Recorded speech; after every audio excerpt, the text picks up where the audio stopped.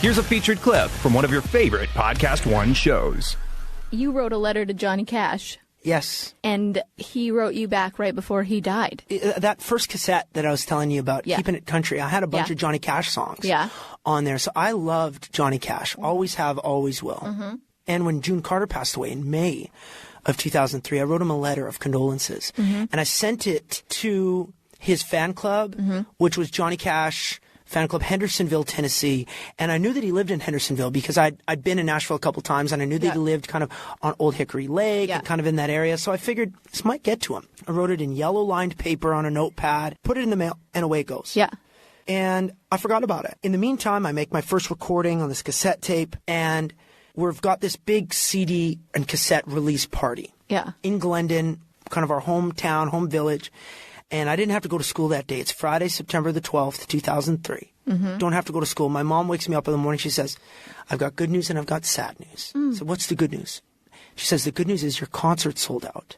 And to put it in perspective, the village of Glendon is 300 people. How old were you? And 13. Just turned 13. So the village of Glendon is 300 people. Mm-hmm.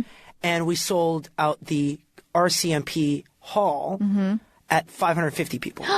So we doubled the population almost for our concert. So I was so excited. And I said, but what's the sad news? And she said, well, Johnny Cash passed away this morning. And I was devastated. I do remember crying. Yeah. You know, I hadn't lost any relatives or anything kind of at that point. And he was my guy. Loss, He was my guy. That's so sad.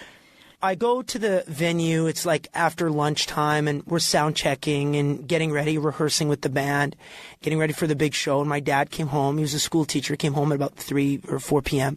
He had a stack of mail from cousins and aunts and uncles saying, congratulations and whatever. This big yellow envelope that I opened up with shaky handwriting on it. I wasn't thinking anything, but I opened it up, and it was an 8x10 signed by Johnny Cash. No way. And it said, to Brett, Jesus first. Johnny Cash. No way. And I got it on the day that he died. On the day he died? On the day he died. So I don't know if he signed it 5 days ago. Or I don't know if he signed it the day he received the letter, say May. I think June passed away May 23rd, May 24th. Yeah. And maybe he received it on the 1st of June and signed it then. I don't know. But I got that on the day that he died. To hear more, click on the full show link in the Podcast One app or go to PodcastOne.com.